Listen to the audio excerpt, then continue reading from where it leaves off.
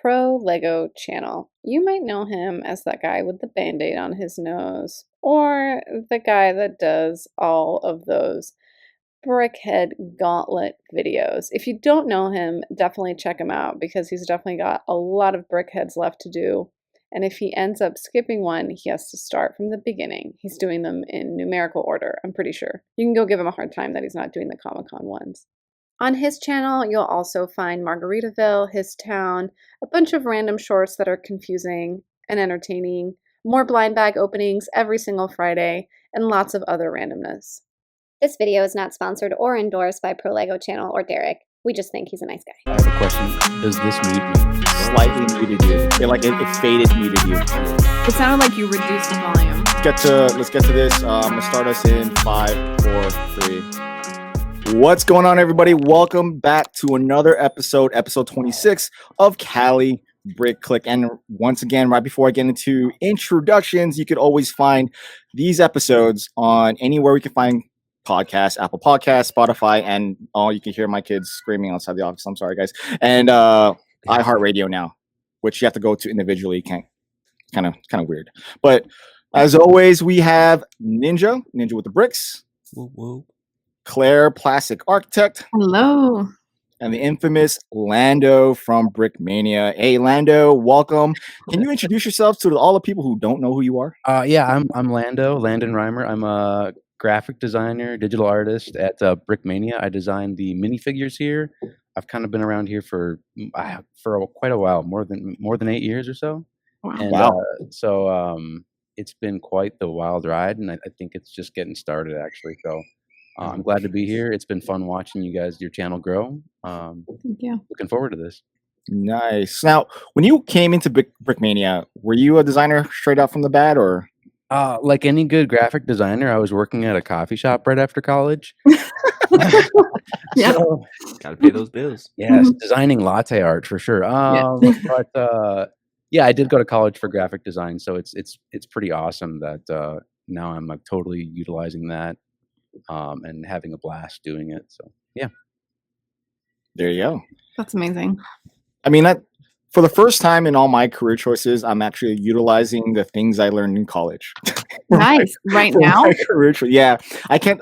Unlike before, where I like projected what I did at work Right. in my videos and vlogs, and I talk about it like here, I can't do that anymore. That's okay. That could Yeah. be good. That might be like a good separation. Do you know what I mean? It might force you to between work and fun. Yeah, definitely. Which because the work I'm doing now, it's it's a level 3 medical device company, so a lot of it's confidential. I can't obviously film anywhere unless I'm outside, and then I can't talk about anything. So the work that I'm doing is like it's my department, and that's about it. No one else can see it. So Do you like it? I am utilizing my brain That's good, right? more so than I have Use in it the or lose past in a very, very long time. It's true. So it's nice. I am in a very, very happy place with work-life balance, which Woo. has never happened ever since I got out of high school, which is almost 20 years ago for us. So, I have weekends off. I spend time with my kids. I'm working from home half the time. So there's really nothing to like go about than be happy with what I have right now. So I'm just utilizing a different brain. I am getting fatter though. That's for sure. I should start working out harder than I normally do. Yeah. Oh, because you're not walking like No, I went day? from walking like 15, 60 miles a day to sitting down. So we'll see how that goes. So yeah, I need to work out. But aside from me, that gym routine back in there. oh dude, it's now that everything's opening up. LA's opening up. What about you guys? Yeah, it's like masks are up to the discretion of the purveyor, I guess, or the so like in my building, we don't have to wear masks anymore, like in the elevators and stuff, which if you're vaccinated, obviously, but it's an honor system. So I hope people are honoring it. So, but yeah, we'll see. But I think it's good. It like I was just in Ohio last week, and it was like it felt like COVID never existed. And then in California, it's obviously a bit different. Like actually, the majority of people are still choosing to wear masks. Like at Whole Foods, it was still an option. And I know statistically, like the majority of people in San Francisco are vaccinated adults, but they're still choosing to wear masks like in Best Buy and Whole Foods and stuff like that. So, which is, I mean, that's good. That's people's choice. And that means that that's what they chose to do. And the fact that like we had to for so long was the community was okay with it. Do you know what I mean? It like, yeah. I mean, it definitely, go ahead, Ninja. I just feel like I'm that one weirdo that actually likes wearing the mask. Yeah, me too. I like covering my face. There were definitely times where that was pretty convenient, I will say. But yeah, it's about the same kind of situation here in Minnesota. Just on your honor, you know. Yeah. Getting back to normal, which is cool. Yeah, it's great. Our cases are low. Everything is great. And no, I liked not even having a cold for like almost 2 years. That was awesome. I have like really bad asthma. So every time I get a cold, it's like a 6 to 12 week like experience. So it's amazing that that's not the case anymore. But I don't know. I'm like, I have a runny nose now, so it's probably from like traveling and stuff. Well, I hope this like totally that like the cold thing. And this is like common in other parts of the world. If you got a cold, you can wear them. Like it's normal to wear a mask. Exactly. I hope that's okay to be sanitary. Yeah, it's cool. Yeah, and I think that's one thing that our generation or generations of 3 that are around now are like gonna take from this is to be sanitary.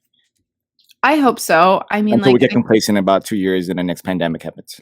And we're back to square one. Human beings are pretty dirty. Pretty dirty. But anyway, we don't need to go into that. That's a whole different podcast, a whole different episode. Y'all wash your hands out there. Listen, everyone who's listening. Yeah. Go to the bathroom. Even at home.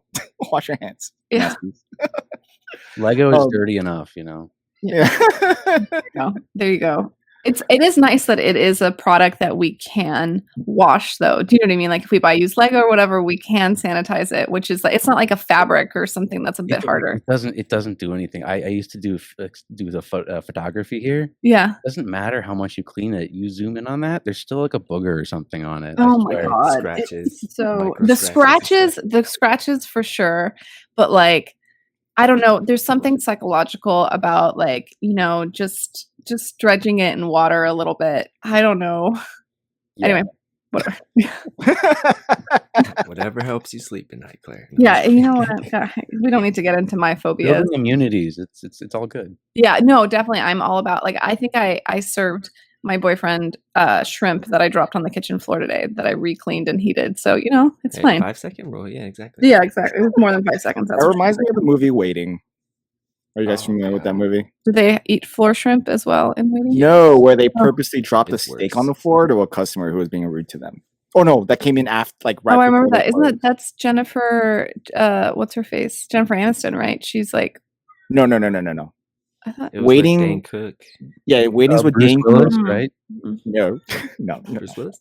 Whatever. I do know what movie you're talking about. I recommend anyone out there watch the movie Waiting, and then you will never be rude to your servers ever again. Oh yeah, I'm sure. And you'll understand the Batwing. That should be mandatory before college. Just get like a job at a restaurant or something. Serving. I agree. Serving. I agree.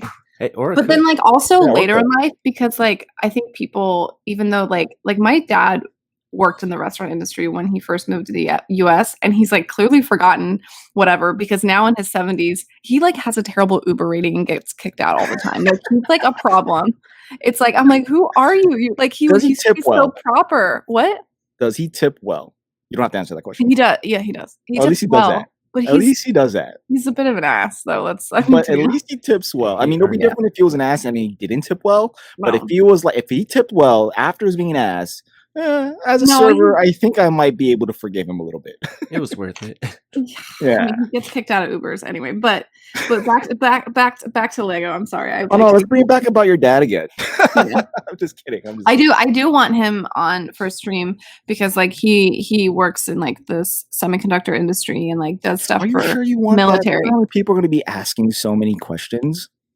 That's fine. I mean, like, it's the internet. You can just like block the questions and like ban them, like on my live stream or whatever. Just make sure your mods are on it. Oh yeah, my mods are like hyper excited all the time. Like today, someone was like moderately, no pun intended, but like a little bit like ridiculous, and like 18 of like Shy. Didn't you time like something out? Yeah. We all get mod happy. I'm sorry. Exactly. When I see someone timed out, I'm like, I see you again. You're timed out again. Hey, it's fine. No, that guy gets timed out all the time on my channel, so it's fine. But anyway, Lego ideas. Oh yeah, Lego ideas. But so I remember episode, I don't know, what is it, 3 of this podcast. We went through all of them. We went through this exact round. We went through, and we all decided which one we wanted to pass. And guess what? The one I wanted passed. Yeah, well, you knew it. I know you called it. You're like, it's not. I was like, I know this one's gonna pass. It's just simple enough, and like it's not licensed. It's not licensed. It's not, the demographic is like, it's there that they're trying to aim for. At least what I think. It's like a good probability. We should have put money on it. That would have been great. And then it passed. Should have bet polybags. We should have. Or sets or something. Oh, dude, that would have been funny. But there's been a lot of flack, so I've seen with different things, and it's been something that's been going on for, I guess, now review 2, where there's only one set chosen out of 33, and people think that the system's broken and all that jazz. Like it's the barrier of entry is too easy and all this stuff, and people don't understand that they're like, at least I try to project. I really don't know. I'm just basing this off one experience about running a business, and then 2. Going off of what Kevin Hinkle said in what's Bricks and Bits, Ryan M&R's podcast, when he had him on like 3 years ago. And in that podcast, he said something, and this was like 2 hours in, so I know a lot of people didn't get to this part, but he described how every department in Lego design has a budget that they have to go off of. Of course. Like any other business, but a lot of people don't think that. Like, they think that Lego can just make whatever they want whenever they want, and it's like, but they're not. But no successful company runs that way. Like, that's not. Yeah, no. Like, people go into financial ruin. Like, if it's just. No, anyway.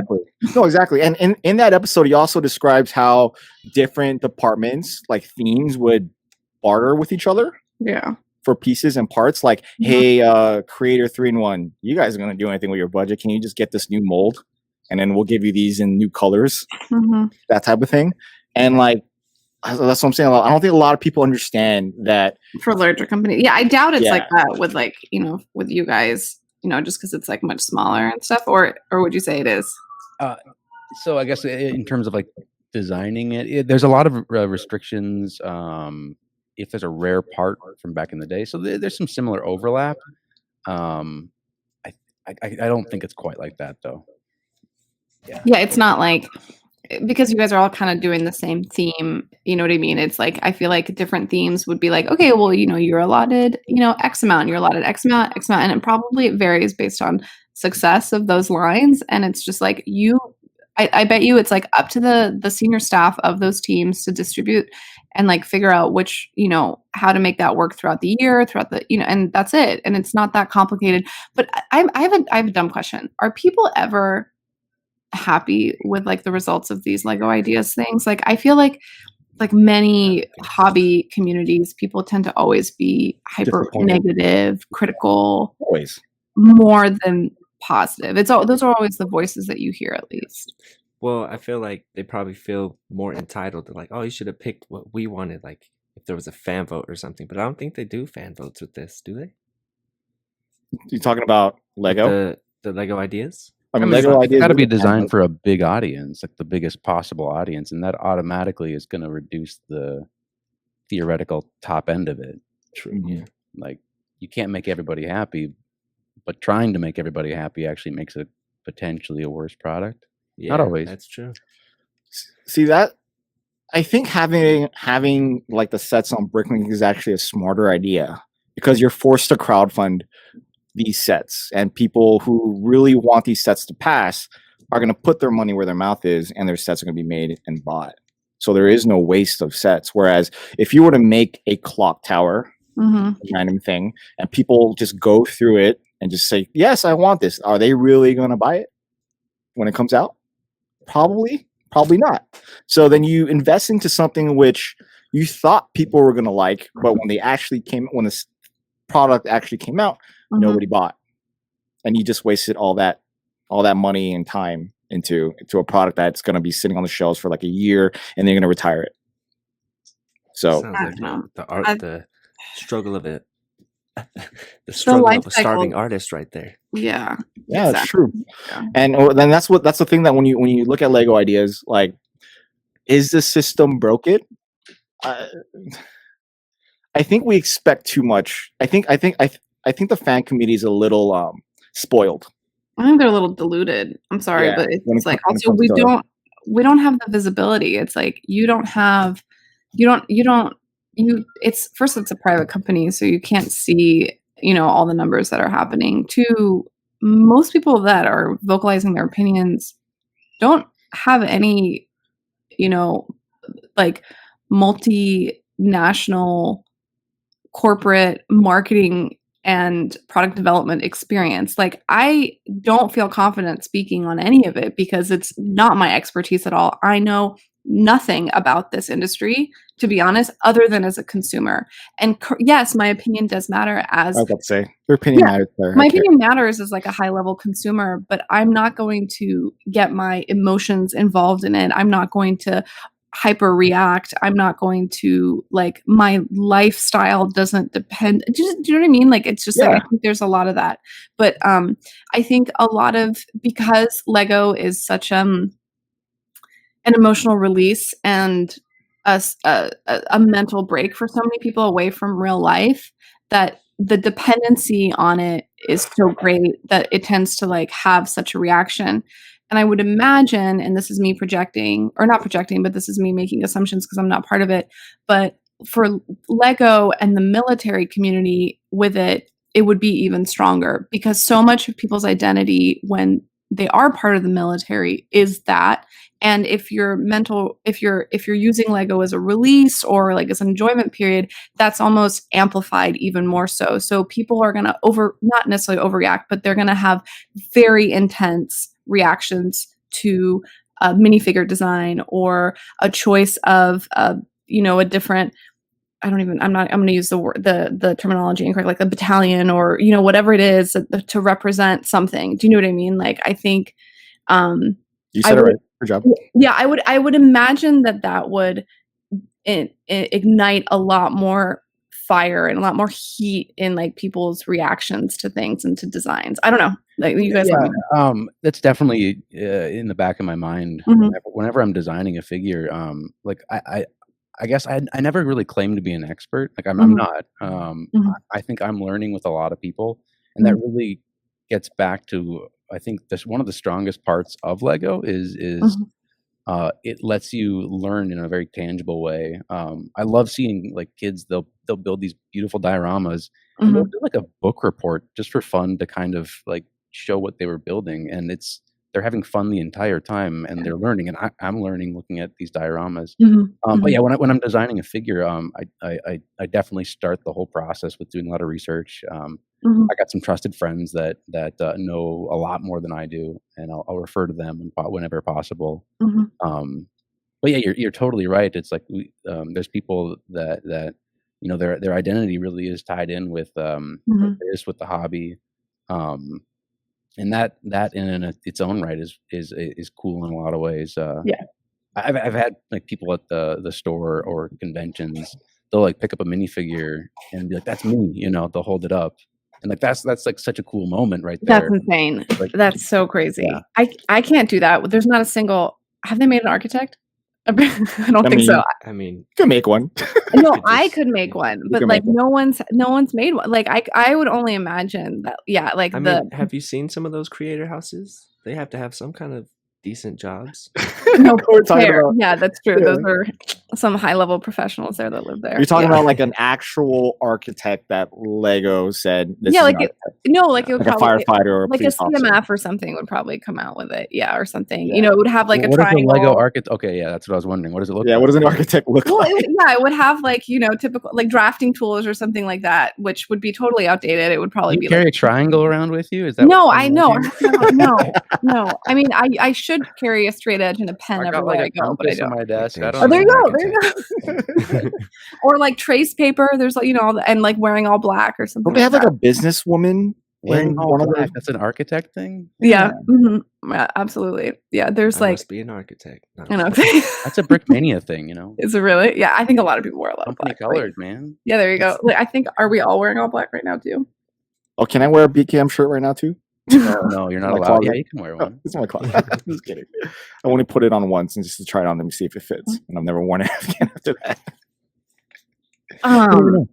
Not to take away from your shirt, Shy, but like, do you think that like being like at the end of the day, you're an artist, you know, that's pumping out, you know, product for a company, but like, and do you feel like the responsibility of that, or like of people's identity, or do you see it as like a toy, or do you see it as like art for like art's sake? Like, what do you see like your role as?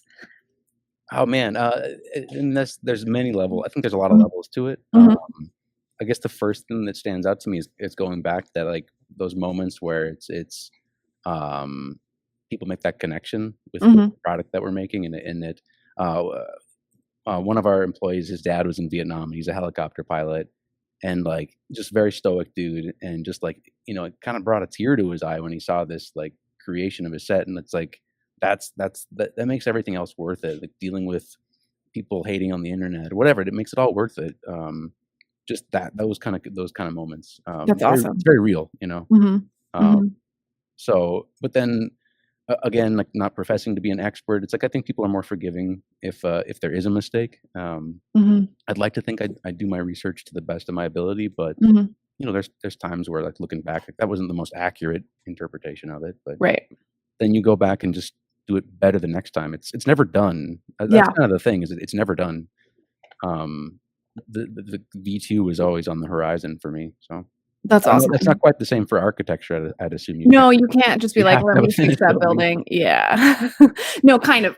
No, it totally, it definitely does exist. Like, you know, there's, you know, you learn things, and like your drawing sets get better and better and better. And like the way that you communicate and project manage definitely gets better. That's definitely applicable. But like the project timelines, I think, are so long that you don't really like grasp that. And I think what's really cool about like product design of something like a toy product is that the turnover is relatively quickly, in my opinion. I know a lot of people might not think so, but I think it's really fast.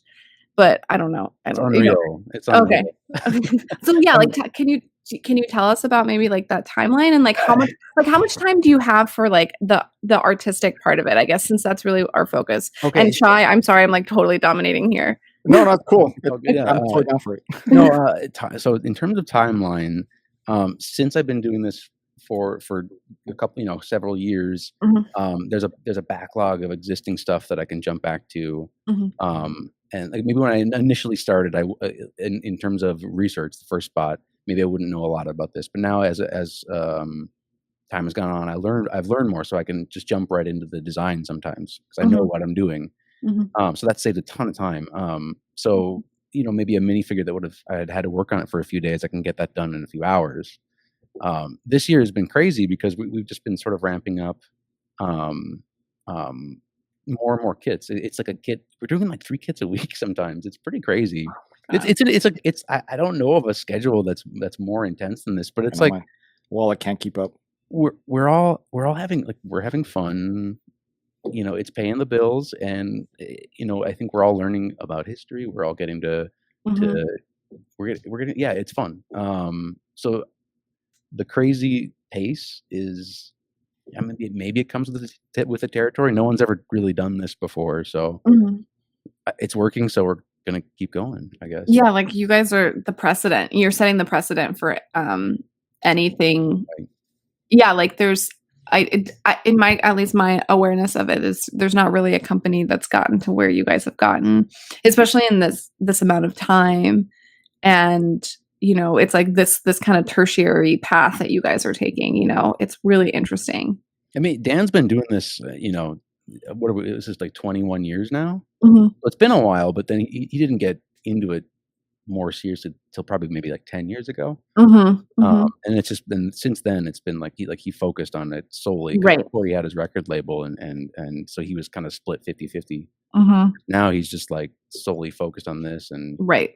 working 25-hour days. So it's pretty cool to see. It's like very startup energy. You know what I mean? It's not like a tech company in the sense that like, it goes from 0 to 60 within the matter of like a year or 2 years, but it's still incredibly fast and stuff. And you guys, if it, at least, talking to you and Dan, it feels like you guys are everyone's wearing multiple hats. It's just a lot of that. Yeah, I've done almost everything here, a little bit of everything. Mhm.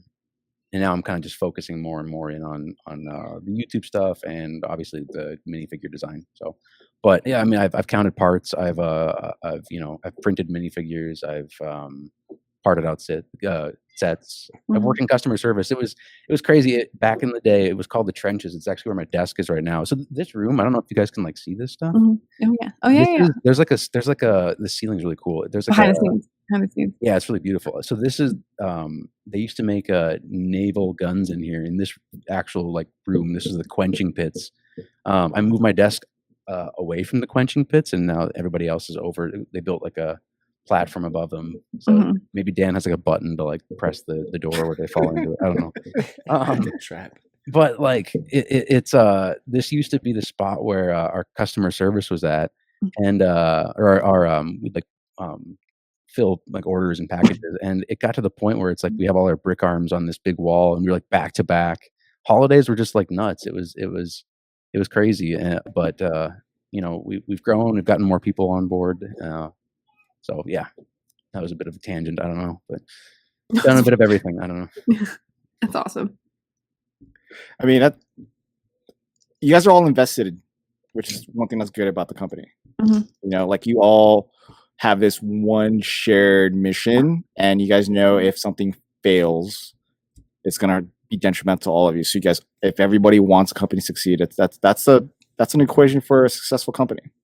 Yeah, I mean, Dan takes care of people. I've really appreciated how he kind of wants us all to succeed here.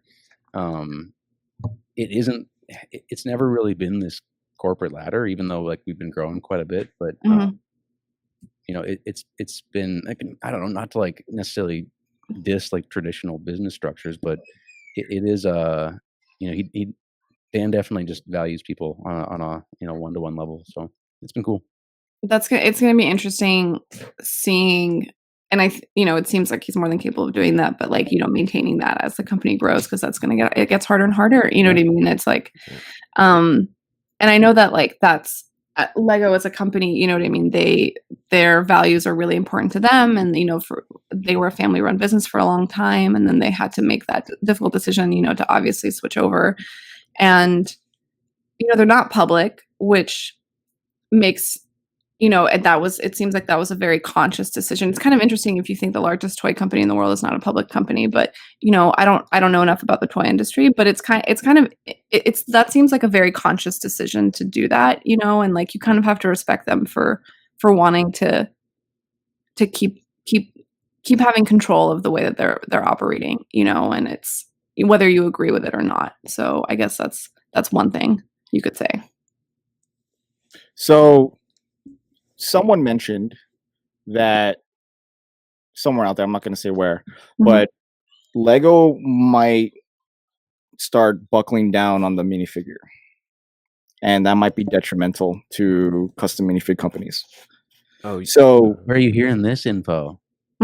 Credible source. Credible source, huh? Credible source. So I personally don't think they will, because if they do, it's just going to be bad. It's going to be bad for Lego.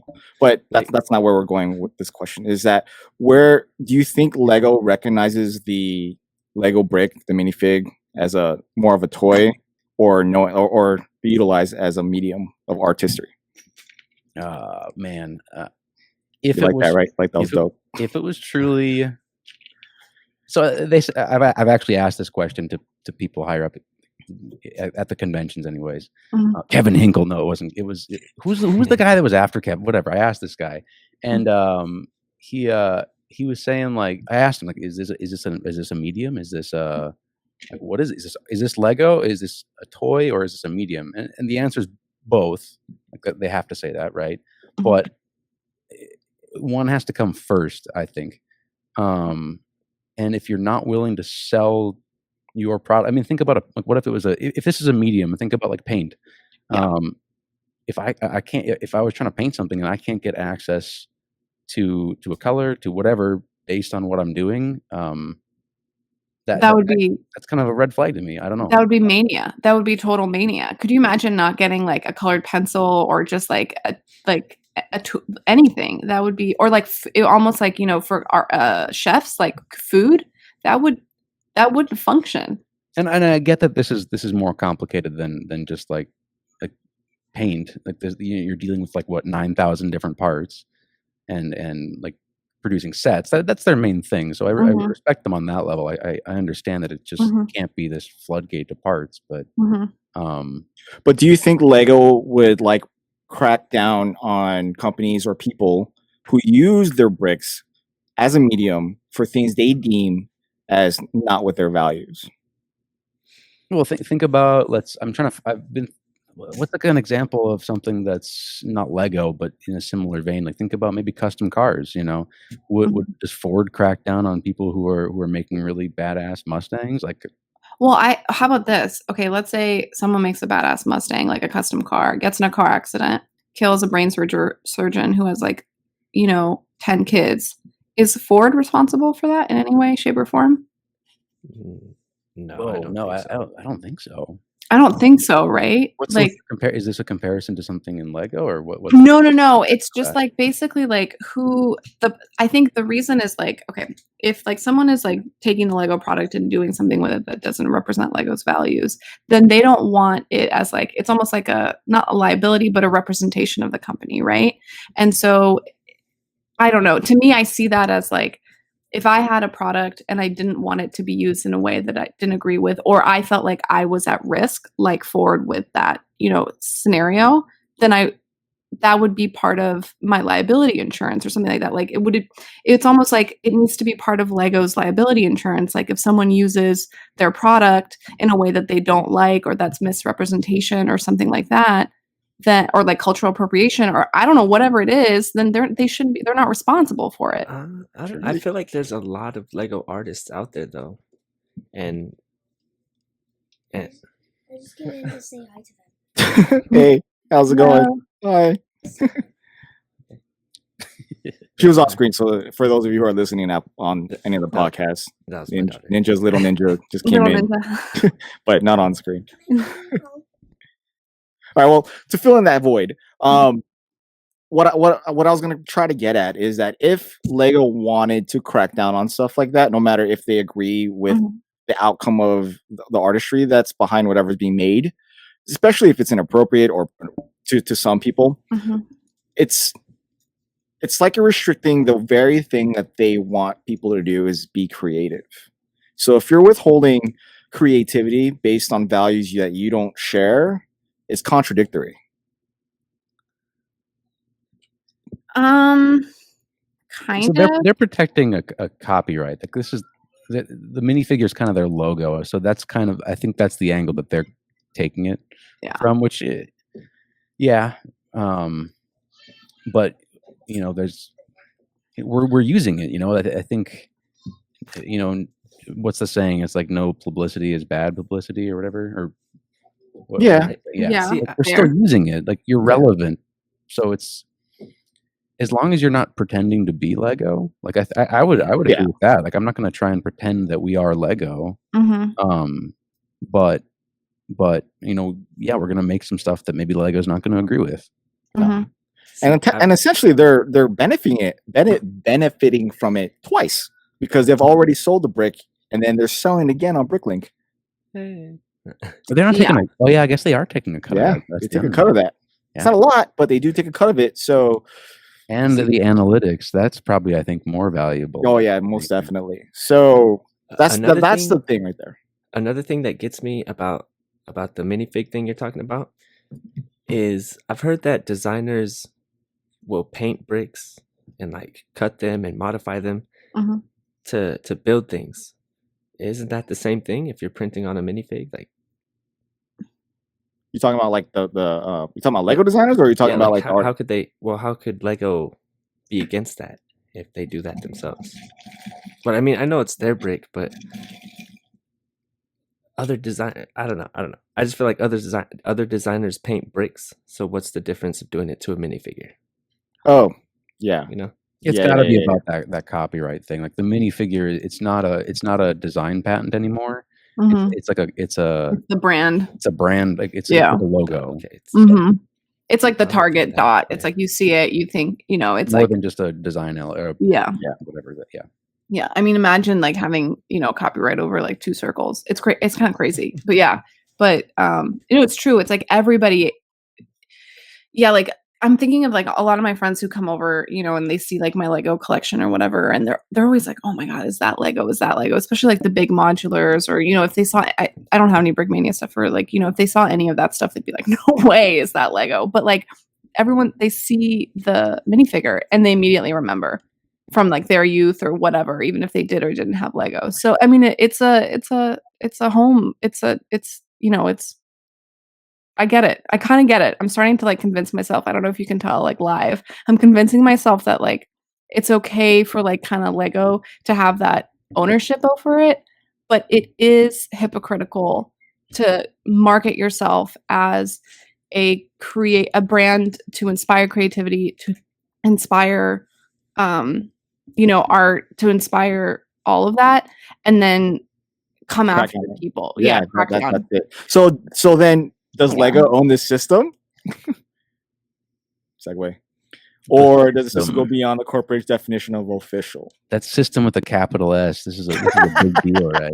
Yeah, this is Who owns the interlocking brick system? So it's their addition of the interior tube, right? That's the unique thing that they say. yeah. Sure, that's cool. I mean, I don't know. Honestly, I think it would be fascinating, and I don't want this for you guys, but from an observer's perspective, if Lego did decide to like, take legal action against creators, how that would play out, because I think it would be really public and really great. I think it would be really, really interesting. Yeah, I don't know. I'm curious. I don't know if you're talking about taking actions against us. That's Or just, like- or not only you, but like creators in any general. other modification company. Anyone that who's deals like with- making profit. Yeah. That aftermarket community is doing so much like publicity, is moving so much product, honestly, on Bricklink. People, it's like a set might do really well, but why are they breaking it down for Bricklink? Honestly, like I wonder what percentage of sets are just purchased to simply break down, And to sell, yeah. because I don't know. it's a multi-million-dollar market on Bricklink. I know, it's totally fascinating, but it's a multi-billion-dollar on the Walmart and Target shelves, right? And so, but we as AFOLs and you guys as a small business, we operate in like these tinier silos and circles. So like our world seems smaller, but obviously that's like not the case. I don't know. It's really, really fascinating, but I don't know. Yeah, the Lego, I don't know much about other like toy industry or other toy or like fan-based communities, but I've been told that Lego is kind of unique in its own kind of gatekeeping of sorts of purism. Is that the word? Purist kind of mentality, and yeah, it's interesting. Do you get people? Anyway, I'll like pause because I kind of want to meld on what I was just saying. Talking about like getting like, because Brickmania and other third-party Lego minifigs use parts that are not Lego, and purists would be flabbergasted, like using something from like Minifig Cat or something that's 3D printed by you guys, or even putting paint on a minifigure. Like that's like forbidden. So I mean, like That's always in the back of my head. Don't get like I understand the purism to some extent. And yeah, you keep going. What were you saying? no, that's the that's Okay, pretty yeah. much. So I get it. I get it to some extent. I probably used to be quite a bit more like that. But yeah, it's like, again, it's just thinking about this, like who really decides what's a system brick and what's not? Because Lego did not invent the brick. This is a company, Kitty Craft, that they bought out in the 70s, something like that. Mm-hmm. I don't know.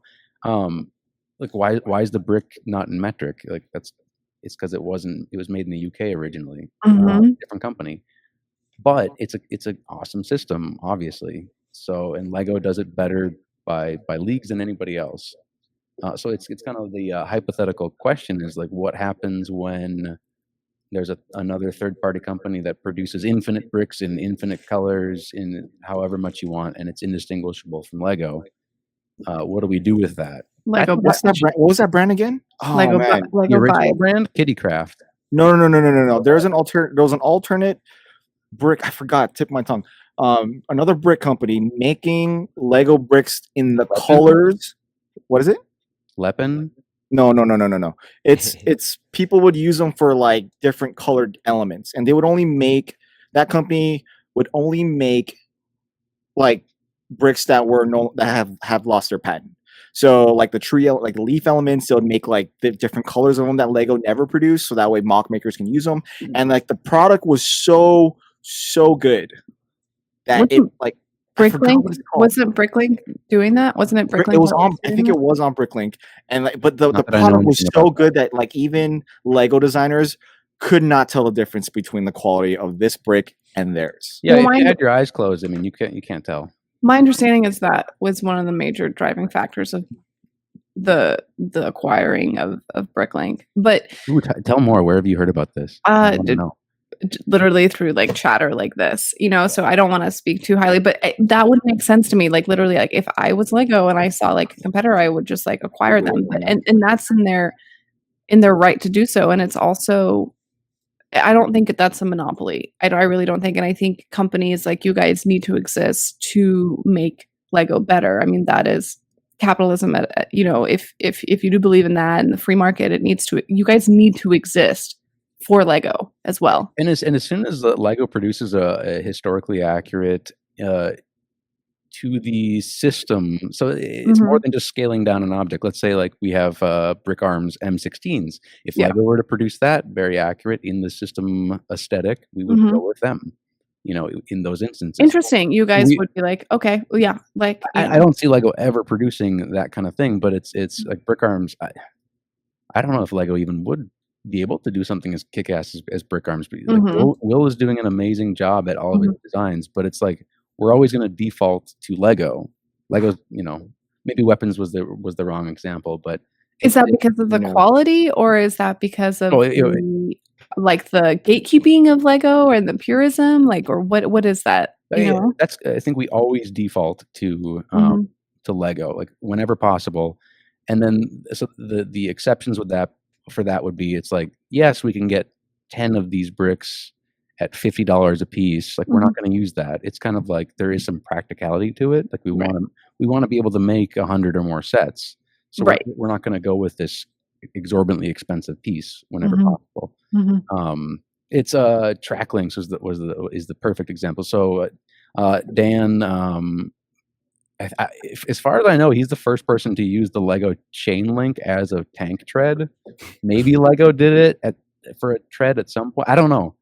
I don't think it's in the sets that I would think of. I don't think it's in that. I'm trying to think of is there a Lego set that uses the chain link as a tank tread? Well, I mean robots. Well, when would Minecraft? Yeah. I mean, I'm talking not Minecraft. Sorry, Mindstorms. This would have been way before that. Yeah. Yeah. So anyways, so it's something like, yes, we can use the Lego chain link, but that source dried up, when we're trying to make thousands of tanks a year.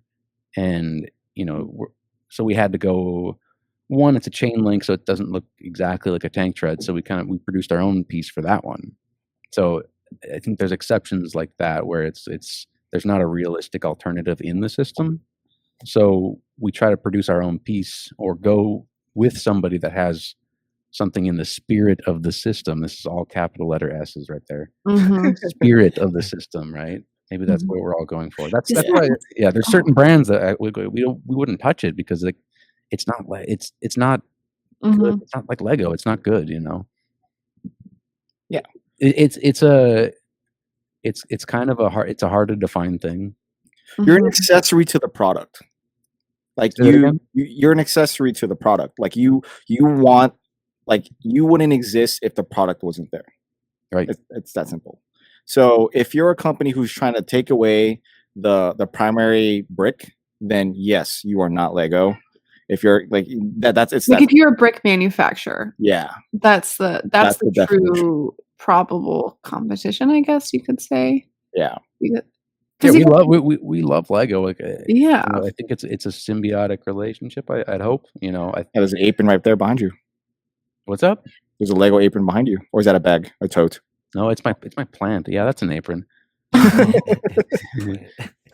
It's my plant. He's a Lego employee. He's watching my back. Yeah, I love it. It's so good. But yeah, you're gonna going back into it. You're gonna start seeing the competition get better. And I think that's healthy for Lego. And 3D printing. It keeps them on their toes because without year. competition, you start to get stagnant and then you get complacent, and then the quality of your product goes down. I see a lot of people talking about Hashtag capitalism. Yeah, Kobe. I mean, Jane made it clear that Lego had the patent for the numbered bags. Yeah, that was smart. We learned that. We learned that. That was like, oh, that's the most gangster move by Lego I've ever heard. Is having the patent to number their bags, so that way every other brick built company couldn't use that. Inferior. Yeah. What about lettering your bags? Oh, I mean that's different. That could, I guess it could have gone that way. That's true. See, I guess we have to look at the patent Loophole.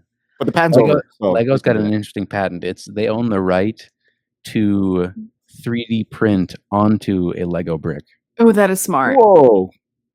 Because I mean that is smart right now. Like it's Lego has a way better clutch compared to the average 3D printed parts. Once you start getting into higher tier 3D printed, like into like commercial and in military grade 3D printers, then it's getting closer to competing. Not quite there yet.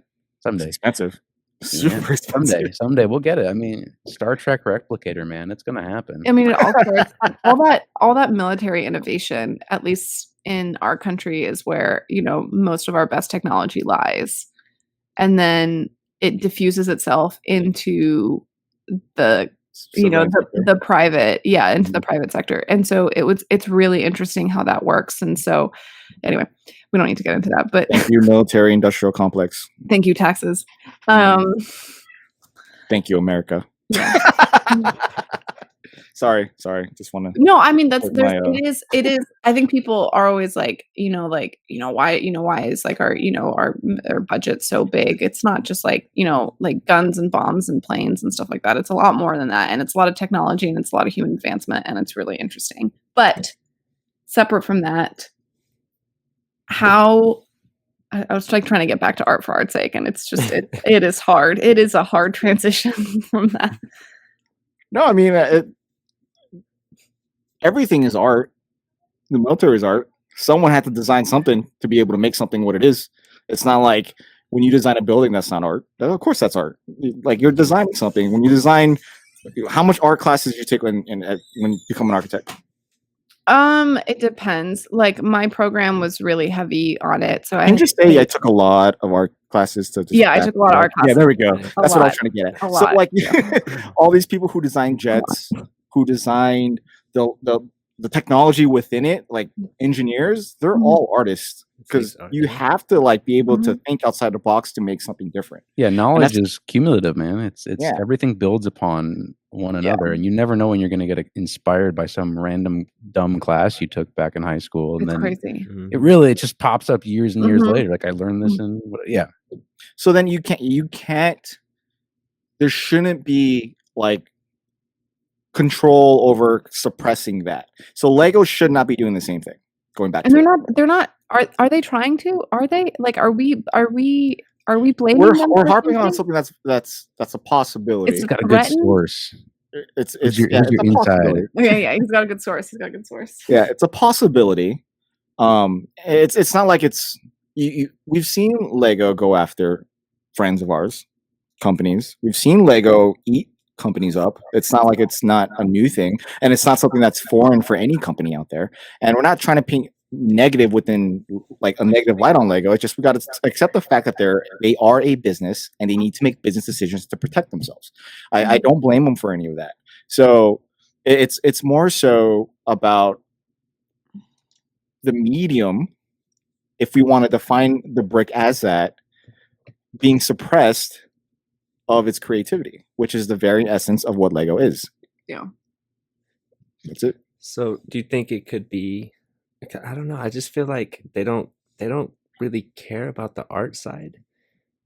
I don't know though. I don't know. I don't know if that's true though, because they think about all of the AFOLs and like mock creators that have now become full-time employees and creators there. That is talent acquisition. That's what, you know what I mean? And you don't do that unless there's an appreciate, right? You know what I mean? I feel that. Right. But I mean, as far as like, if I were to build something like, oh, this is my, like an expression of something I'm feeling and it's my own art, I don't feel like they're gonna like, hey, you got to take that down because you built it with Lego. I don't think they're going to do that. No. And if anything, aren't there artists that are like actually funded and like Lego ships them? Like that guy that does all There's only one. He's the one with the black, all the black sculptures, right? Oh, no. I'm talking about officially to be like Nathan Sawaya, I think is the last one in North America that that is allowed to use the Lego brand logo on his artwork. What about Sean Kenny? Sean Kenny works, I think, for Nathan Sawaya. Oh, okay. Yeah, I think he's under him. So, but like individual artists, I don't see that. I think a lot of them are contractors for the Lego group. I think there's another one that I just saw. He used to come to my store a lot, but like he works under contract for Lego. That makes sense. I think that needs to happen. Honestly, I think that's kind of what I was getting at before. There needs to be that separation as well for like especially now, you know, we don't need to get into the all of it, but there needs to be a separation for if someone, you know, really messes up. Like there was a Lego set of like a concentration camp. I mean, that can't happen, you know, obviously. And so there needs to be a separation between Lego and the artist's political and socioeconomic views. You know what I mean? Right. So I get that. Anyway. Yeah, I mean that is the primary example. It's like if you let them do whatever, they're gonna make exactly that. That's like the lowest. And like yeah, it's effed up.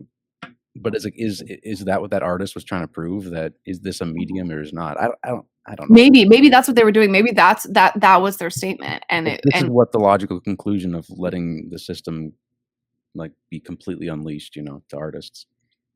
Because I mean, think about paintings. You know, it's like you can do whatever. It's free speech, I guess. I don't know. So that I was going to say, that's kind of like, is that an American concept that we're just so used to and we almost maybe take for granted? Oh no, we definitely take that for granted.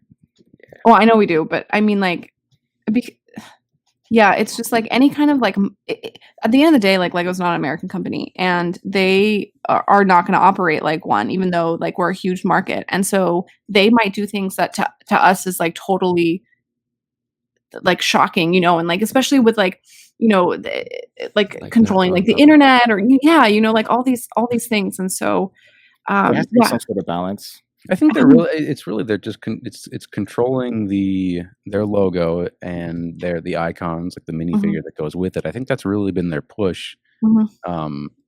They've tried to, you know, obviously tried to sue other companies and it hasn't gone super well for them in the past. So, I mean, I don't think legal wise, I don't think it'll go well here in the States. That they would just have to bankroll you in lawyer fees is the only way of doing that.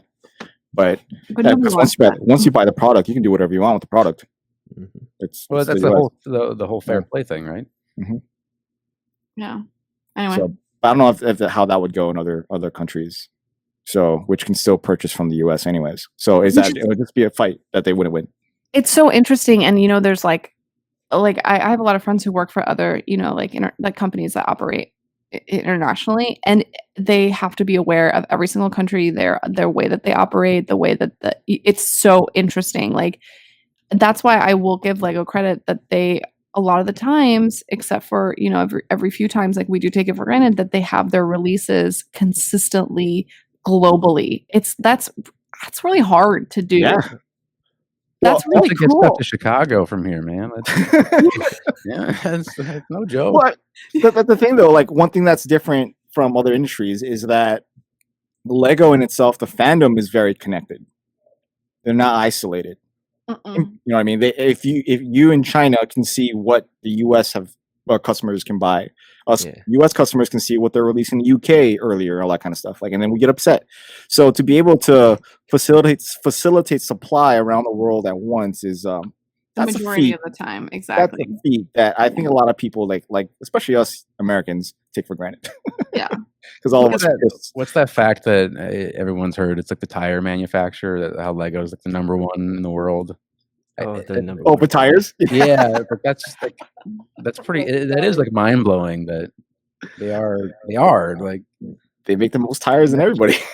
but that's like true. That same scale is true with all their other parts too. Like Yeah, that's Yeah, like, but going back to what I was saying in the very, very beginning of this episode is that a lot of fans in general don't take in consideration of the operating costs, the things that like Lego needs to be able to do something, to put a set out there in front of you, to make a product. Like, people just don't understand how much money is spent for this one brick, let alone the thousands of bricks that is in this one set.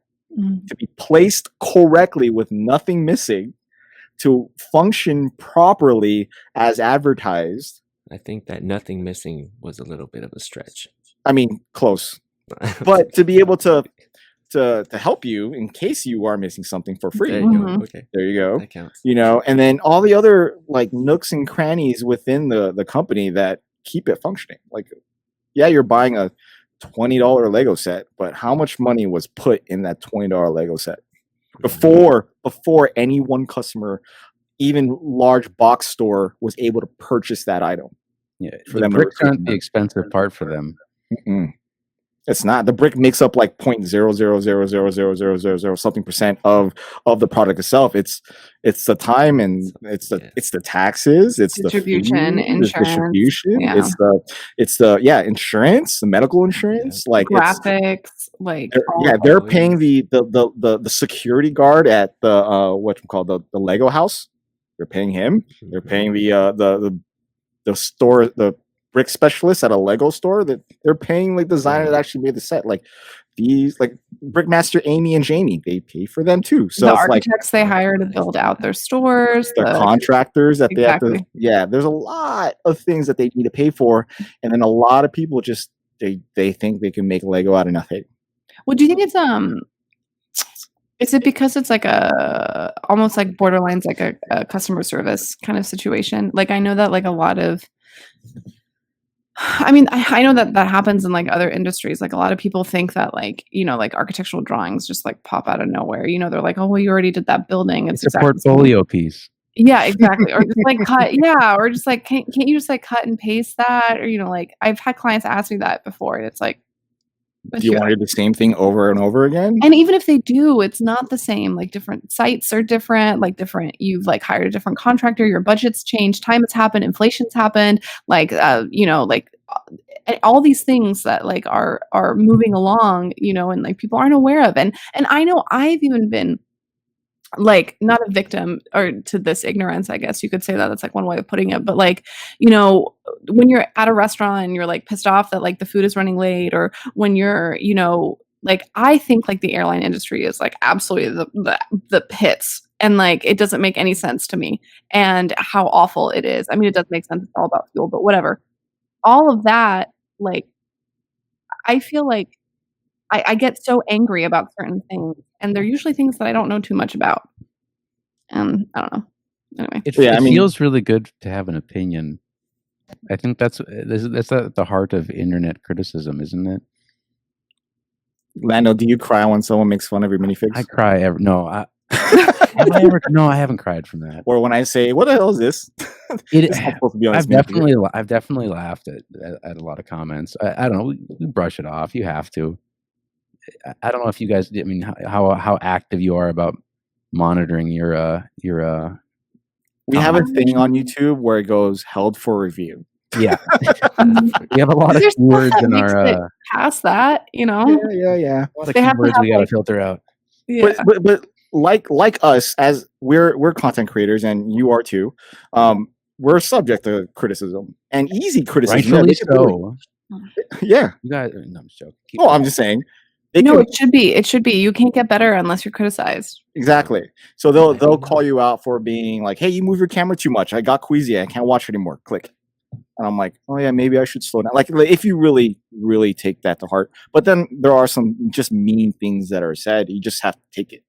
And that's the vulnerability of one, being a content creator, but two, being an artist. Being an artist. You're going to be criticized like pretty hard and harshly. It's sometimes inappropriately, and you just have to either take it for what it is or just move on. And for someone like you, Lando, that's you're in a position where you're like the minifigure guy of BKM in a niche community where BKM is a huge influencer. So like the scopes, I'm not putting pressure on you. And Dan likes stoking fires, so yeah, he does. Dan does do that. It's funny. You have to laugh. You really do. And I'm just like, how am I in the middle of this? They could just like be ignoring us, like really, like even if they're talking crap about you, it's still like they're taking up their day to do that. So it's okay. Trying to get a rise out of you. Yeah, it's kind of like kindness. like a dislike and a negative comment is still a comment, and it's still activity on a video. So there's somewhere deep down inside of that person that still cares about you enough to even talk to you. Maybe whatever. Maybe they do just straight up hate us. I don't know. Yeah, there's definitely that. But that's okay too. That's okay. That's the beauty of the freedom of speech, I guess, right? Was Like you said before, you can't please everybody. No, you can't. You can't. But there are some mean things said, man. I'm just saying that I can't like let go sometimes.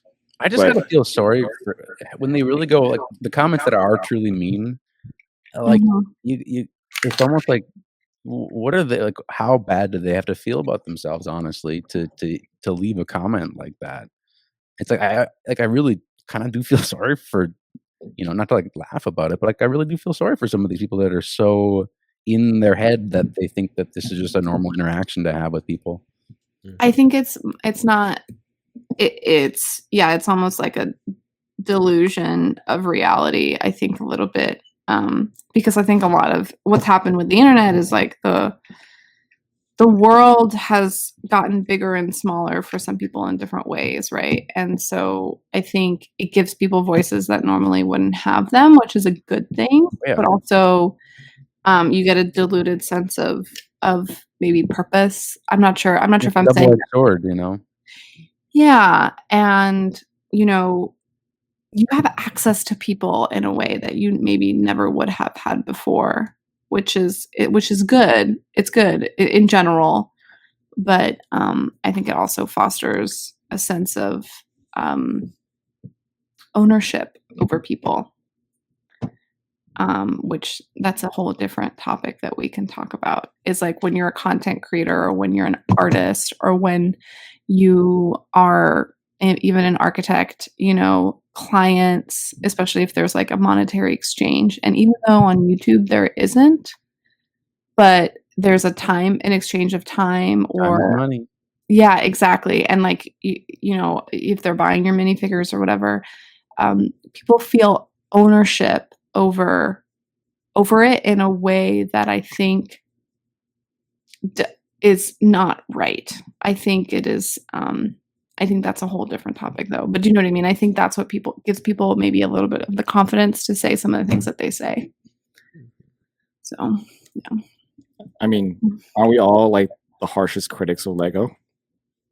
Yeah, probably. Well, because we feel like because we spend so much money on it, we're like, oh, blah, blah, blah, blah. But I'm thinking of like more of like, I don't know. I'm thinking more of like content creators, and like, I remember Ryan getting a comment once basically someone being like, I watch your videos, or like I paid, like thinking that someone paid for him to behave a certain way.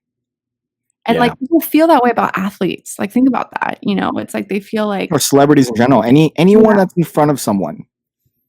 Yeah, they're like dehumanized in a way as like property. Yeah, you're not allowed to have any feelings. Yeah, or like opinions or whatever. You work for me. Anyway. Like a server. Rounding it back. Oh well. Anyway. So, wow. Well, I will say this is the first time ever we've touched every single topic that has been on our list. That's because someone came prepared and Literally, that our guest came someone prepared. This is is our going to be an guest. episode called Lando's Rants, and Yeah. I'm Do you very- write? Do you have cheat sheet over there? What is that? Is that? Oh, this is Mm. something for work that I'm like looking. I'm like, oh, that just should not good be on the cover. camera.